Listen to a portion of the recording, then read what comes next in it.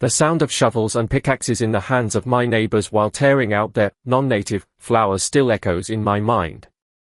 I watch the scene from my window, the only house on the block with a multicolored garden and a lawn that doesn't follow the uniform standard imposed by the Pinecrest Meadows Homeowners Association. My name is Trevor Mitchell, I'm 38 years old, I'm a civil engineer, and unlike the other residents, I strategically built my house exactly 12 meters beyond the HOA's jurisdiction boundary. Subscribe to the channel and leave your like to get more stories like this. It was a deliberate decision I made 5 years ago when I bought this plot. I examined every document, every blueprint, every inch of our property line. My freedom cost a few extra $1,000 and the need to extend the water line, but it was worth every penny so I wouldn't have to ask anyone's permission for the color of my house or the size of my lawn. Honey, Connor is almost ready for school, Rebecca calls to me from the kitchen. My wife, 36 years old, with that smile that won me over 15 years ago at a martial arts dojo where she was the instructor and I was an awkward student trying to impress her. Now she runs our home and sometimes gives private self-defense classes. I'm coming, I'm just finishing loading up the truck. My red Ford F-150, which the HOA neighbors hate because it isn't discreet or environmentally responsible in these drought times in Arizona, is proudly parked at our garage entrance. Connor walks down the stairs with his chessboard under his arm. At 12 years old, my son is a natural strategist, qualified for the state championship happening next weekend. Dad, I need absolute silence today to practice the Sicilian defense. While we have breakfast, I see through the glass door out back a familiar figure walking determinedly toward our house. Patricia Harrison, 45, the newly elected president of the Pinecrest Meadows HOA, in her impeccable cream suit and carrying a folder full of papers. I sigh. It's the third time this month. Trevor, good morning, she forces a smile that doesn't reach her eyes. I was passing by and noticed you still haven't implemented our water conservation recommendations. Patricia, as we already discussed in your last 2 visits, our property is outside your association's jurisdiction. We checked with 3 different lawyers. She ignores my answer, handing over a laminated list. With the drought getting worse, we expect all Pinecrest residents to follow these guidelines. We need to reduce water consumption by 30%. Rebecca appears beside me, her arm securely around my waist. We've already cut our consumption by 40% with our own rainwater harvesting system, the same one your association bans within the HOA limits for aesthetic reasons. Patricia's face twitches for a moment before she regains her professional composure. I also noticed your vehicle. We are implementing new environmental guidelines that discourage high-consumption vehicles in residential areas. My truck is parked on my private property, Patricia. And I'm sure you wouldn't let your husband leave his black Cadillac Escalade in your garage. Patricia sets the list down on our garden table. I'm just asking for civic cooperation. Oh, and about that chess competition, don't worry about your house while you're out. We'll keep an eye to make sure everything stays in order. After she leaves, Rebecca pulls me close. That woman is becoming more and more obsessive. Are you sure you want to go to Connor's competition with all this tension? We're not going to let Patricia ruin our son's moment. Besides, what could she do? Invade our property and force water our plants. Little did I know that 3 days later, while Connor and I competed in the state chess championship in Phoenix, Patricia would send 3 uniformed men with fake documents to confiscate my truck for violating municipal environmental standards, and that my wife, barefoot after her yoga session in the garden, would give them a lesson they'd never forget. 500 kilometers from home, I watch Connor analyzing the board with intensity. His fingers hover over the bishop before withdrawing. I can see his mind calculating, weighing every possible move. We're in the state semi-final, and the silence in the room is broken only by the soft click of the pieces on the board. My cell phone vibrates in my pocket. I ignore it at first. The tournament rules are clear about distractions, but when it vibrates for the 3rd consecutive time, I ask for permission and step away. 10 missed calls from Rebecca. 3 text messages. Trevor, I need you to see this now. They are trying to take your truck. I'm handling the situation. Attached to the last message is a video. I press play and feel my blood run cold. The footage starts with Rebecca holding the phone against something in the garden, probably the garden gnome statue that so annoys Patricia. The camera shows our garden, the garage entrance, and 3 men in navy blue uniforms around my Ford F-150. One of them is operating a winch, getting ready to tow the vehicle. "Excuse me, what do you think you're doing?" Rebecca's voice sounds firm as she steps into the frame. She is wearing her yoga pants and a grey tank top, completely barefoot on the freshly mowed grass. One of the men, a burly fellow with a thick mustache, turns with a clipboard. "We're confiscating this vehicle for serious and repeated environmental violations within the Pinecrest Meadows jurisdiction. This vehicle is parked on private property outside any HOA jurisdiction. You're committing a crime right now. Identify yourselves." The 3 men exchange glances. The tallest one presents a document. "We have authorization signed by the association president and the county environmental department. Your husband was notified several times." Rebecca takes 2 steps toward them, her eyes fixed on the document. "This is a forgery. I know what the county's official seals look like. I work with them in my self-defense classes for public servants. You have 10 seconds to leave my property." The mustached man steps forward. "Don't make things difficult. We're just doing our job." 5 seconds, Rebecca keeps her voice steady. Her stance shifts subtly. I recognize that change in weight, the way her shoulders relax as her hands fall naturally into position. 15 years of marriage with a former martial arts instructor taught me to know when she's switching into combat mode. "Either we take this truck with or without your permission." The 3rd man, younger, moves to finish disconnecting the winch. What happens next turns my fear into something like incredulous pride. Rebecca moves with a surprising speed. The mustached man, clearly not expecting physical resistance from a barefoot woman, raises his hand to stop her. In 3 fluid moves that seem to play out in slow motion, Rebecca dodges the contact, grabs his wrist, and uses his own momentum to throw him to the ground. The impact is audible even in the video. Before the other 2 can process what happened, Rebecca is moving again. A low sweep takes down the younger man, while she blocks a clumsy blow from the tall man with her forearm, countering with a precise palm strike to his solar plexus that leaves him winded. In 20 seconds, 3 grown men are either subdued or incapacitated on our lawn. Rebecca isn't even out of breath. "Now let's try this again. Who sent you and what exactly did you think you were doing?" The mustached man, still dazed on the ground, mutters, "It was Mrs. Harrison, she paid us $500 each, said it'd be simple, just take a truck." "Are you official county agents?" "No." The youngest admits, massaging his shoulder. "We work for Apex Towing. She gave us the uniforms and documents this morning." While Rebecca keeps the 3 under control, the tall man sitting on the curb catching his breath, the other 2 still on the ground, sirens sound in the distance. Someone in the neighborhood must have called the police. The video continues for a few more minutes. 2 officers arrive, Officer Rodriguez and Officer Jenkins, according to their badges. Rebecca calmly explains the situation, shows the fake documents, and points to my truck that was about to be illegally confiscated. Then comes the grand finale. Patricia Harrison pulls up in her white Lexus, parking abruptly on the sidewalk. Her face changes from confidence to complete shock as she sees the scene, 3 men being questioned by the police, Rebecca explaining the situation, and my truck still firmly parked on my property. "What is this nonsense?" Patricia demands, approaching with firm steps.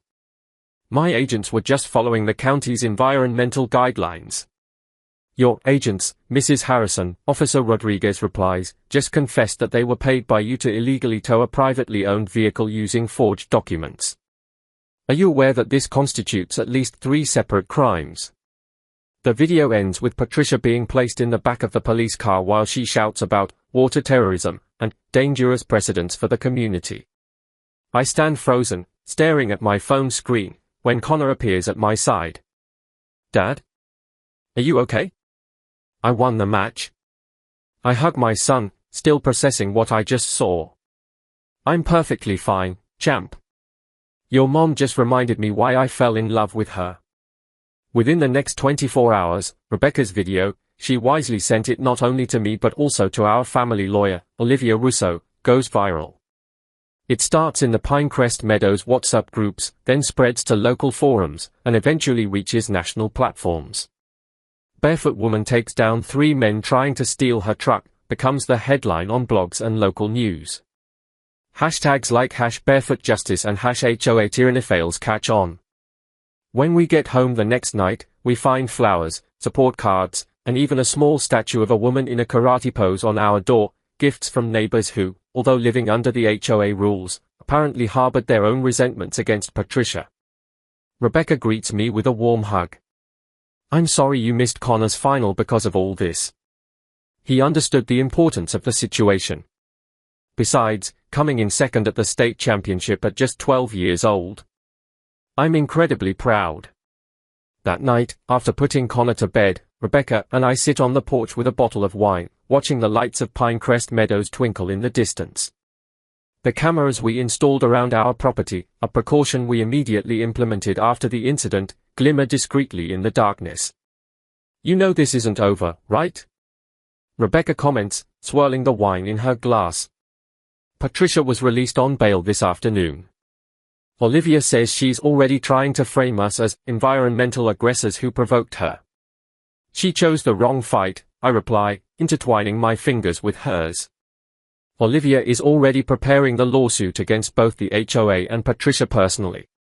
We have everything documented, the previous intrusions, the veiled threats, and now this blatant theft attempt.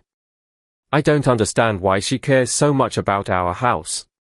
There are another 30 properties within her jurisdiction for her to micromanage. I reflect for a moment, gazing at the stars above us. It's about power and control. Our house represents everything she can't dominate. Every time she passes by and sees our diverse garden, our rainwater collection system that's more efficient than any HOA initiative, and yes, my offensive red truck, it's a reminder that there are limits to her authority. Rebecca smiles, that smile that still makes my heart race after all these years. You know what's ironic? If she had just left us alone, we probably would have voluntarily followed most of the reasonable environmental guidelines. It was never about not wanting to conserve water or be good neighbors. It was about having a choice, I finish her thought. That night, while our story, The Barefoot Avenger of Pinecrest, as a local paper nicknamed her, continues to circulate on social media, I receive an unexpected text message. It's from Mr. Gonzalez, an elderly man who lives within the HOA limits whose rose bushes were forcibly removed last month for violating aesthetic guidelines. Mr. Mitchell, I want you to know that what your wife did today gave many of us hope. We're tired of living in fear of fines and threats. If you need witnesses about Patricia's abusive behavior, count on me and 15 other neighbors. It's time someone stood up to this tyranny. I show the message to Rebecca, who looks simultaneously proud and a bit embarrassed by the sudden attention. Looks like we've started a suburban revolution, she says. And you're the barefoot rebel leader, I add, leaning in to kiss her. The Maricopa County District Court is imposing even under the bright Arizona sky. As we climb the marble steps, Rebecca squeezes my hand. Connor walks ahead of us, impressively mature in his first suit, which we bought especially for this occasion. Nervous? Rebecca asks, her eyes fixed on the heavy wooden doors. A little, I admit. But Olivia says we have a nearly closed case. Our lawyer, Olivia Russo, 52, a property rights specialist, is waiting in the lobby. Her dark grey suit and confident posture convey exactly the image we need today. Mitchell family, she greets us, offering a reassuring smile. Are you ready to close this chapter? After 3 months of preparation, preliminary hearings, and a failed attempt at an out-of-court settlement, Patricia vehemently refused the offer to publicly apologize and pay $50,000 in damages. We're finally at trial. I just saw Patricia coming in with her legal team, Olivia informs us, checking her watch. 3 corporate lawyers. They look worried. They must be, Rebecca comments. Ever since the video went viral, we've had 28 Pinecrest residents testify about similar abuses. And those emails Olivia got during discovery. The emails where Patricia explicitly discusses how to force our family to conform or kick us out of the neighborhood are especially damning, Olivia adds. Not to mention the documented plan to forge municipal orders. The courtroom is surprisingly packed. I recognize dozens of Pinecrest residents, both supporters and Patricia's allies. In the back, I notice a man taking notes, probably the reporter from the Arizona Republic who's been following the case since it became a statewide symbol of the struggle against abusive HOAs. Patricia sits with her usual impeccable posture, though her eyes betray tension. Next to her, Roger Peterson, the HOA treasurer, looks visibly uncomfortable. The other board members have strategically distanced themselves from the case, claiming that Patricia's actions were taken without official knowledge or approval, a claim directly contradicted by the emails we obtained. Judge Elena Vasquez enters the room, and silence falls immediately. At 63, with a reputation for firmness and fairness, she scans the room before beginning the proceedings. The next 6 hours are an emotional roller coaster. Olivia presents our case with surgical precision, the documentation of building our house intentionally beyond the HOA limits, the repeated warnings Patricia ignored about this legal reality, and finally, the towing incident. The video is shown on the large screen. I'm still impressed to see Rebecca in action, efficient, controlled, with not a move wasted. When the footage shows Patricia arriving and inadvertently confessing her involvement, a murmur runs through the courtroom. Patricia's lawyers try to argue that she acted out of genuine environmental concerns during a severe drought, that our property was a threat to the community's water resources, and that Rebecca used excessive force against officers doing their job. Each argument crumbles under Olivia's relentless cross-examination. The 3 men hired for the tow testify, admitting that they were paid in cash, given fake uniforms, and instructed to ignore our objections. However, the most devastating testimony comes from Roger Peterson himself, called as a hostile witness. Clearly nervous, he confirms that the HOA board was aware our property was legally outside its jurisdiction, but had approved a special contingency fund to, as stated in internal emails, solve the Mitchell problem. During the lunch recess, we meet our neighbors in the hall. Mr. Gonzalez, the one whose rose bushes were torn out, shakes my hand with tears in his eyes. "You're doing this for all of us," he says. Mrs. Chen, whose eco-friendly bamboo fence was forcibly removed last year, hugs Rebecca. "You've become a symbol of resistance. We're forming a new group to completely overhaul the HOA rules as soon as this trial is over." When we return for the afternoon session, I notice a subtle change. Patricia seems to have aged years during lunch. Her lawyers whisper urgently, shuffling documents among themselves. Before closing arguments begin, Patricia's lead lawyer asks for a recess to discuss the possibility of a settlement. Judge Vasquez grants 30 minutes. In the conference room, Olivia maintains a neutral expression as Patricia's lawyer presents the offer, $250,000 in damages, a public retraction, and Patricia's immediate resignation from the HOA. Inadequate, Olivia replies without hesitation. After everything the Mitchell family has gone through, our counteroffer is $750,000, a permanent restraining order against Mrs. Harrison, and her disqualification from serving on any HOA for 10 years. The lawyer pales. "That's excessively punitive. Less than what a jury would award," Olivia fires back. "And considering the evidence of conspiracy, fraud, forgery of official documents, and attempted theft, I'm being generous." After 20 tense minutes of negotiations, we reach an agreement. Patricia looks defeated as we sign the documents. She avoids eye contact, but when Rebecca steps forward to sign, Patricia mutters something that only my wife can hear. "What did she say?" I ask as we leave the room. Rebecca smiles enigmatically. "She said she still believes it's a water crime to take the truck, but she admires my takedown technique." Judge Vasquez officially finalizes the settlement. Patricia and the HOA will pay $750,000 in damages, $250,000 from Patricia herself and $500,000 from the HOA's insurance. Patricia is banned from serving on any HOA for 10 years and must keep at least 100 meters away from our property. Additionally, she must complete 200 hours of community service in genuine water conservation programs and attend mandatory training in mediation and conflict resolution. As part of the settlement, Patricia is required to read a public statement acknowledging that our property was never under the HOA's jurisdiction and that her actions constituted ongoing harassment and illegal behavior. When we step out of the courthouse, we're met by a small crowd of supporters and a few reporters. Connor, who stayed remarkably composed throughout, finally breaks into a wide smile. "We won, right?" "Yes, champ, we won," I confirm, tousling his hair. A reporter holds out a microphone. "Mr. Mitchell, what do you plan to do now that your case has become a statewide symbol against HOA tyranny?" I look to Rebecca, who nods encouragingly.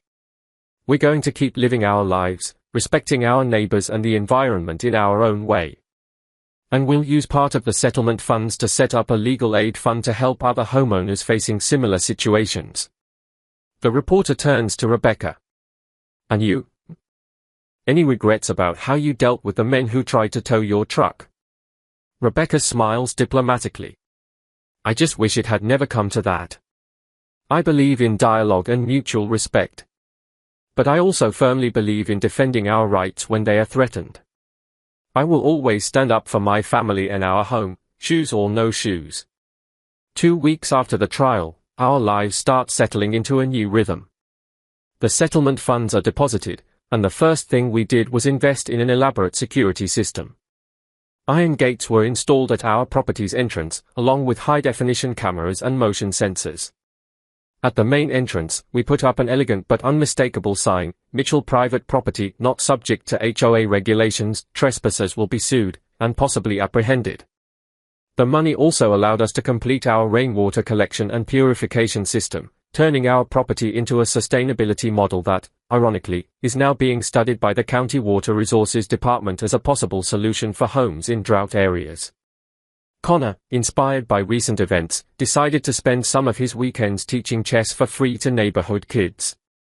"It's all about strategy and anticipating consequences," he explains with wisdom beyond his years. Just like what happened with Mrs. Harrison. Even the Pinecrest HOA is undergoing a fundamental shift. After the mass resignation of the old board, a new council was elected on a platform of cooperation, not coercion. Mrs. Chen was elected president, and one of her first actions was to set up a mediation committee to resolve neighborhood disputes without resorting to fines and threats. Patricia, surprisingly, appears to be taking her community service seriously. I heard from neighbors that she's been working hard on a sustainable community garden program and is attending her mediation training sessions punctually. On a quiet afternoon, while Rebecca and I enjoy coffee on our newly expanded porch, watching the results of our low-water, native desert garden, beautiful and water-efficient, she touches my arm thoughtfully. "You know, Trevor, I never imagined that our decision to build a few meters beyond an invisible line would lead to all this." "Neither did I admit. But I regret nothing." Subscribe to the channel and leave your like to get more stories like this. We drink our coffee in quiet contemplation, watching the Arizona sunset paint the sky in shades of orange and purple. Our home, our hard-won little piece of freedom, has never felt more precious.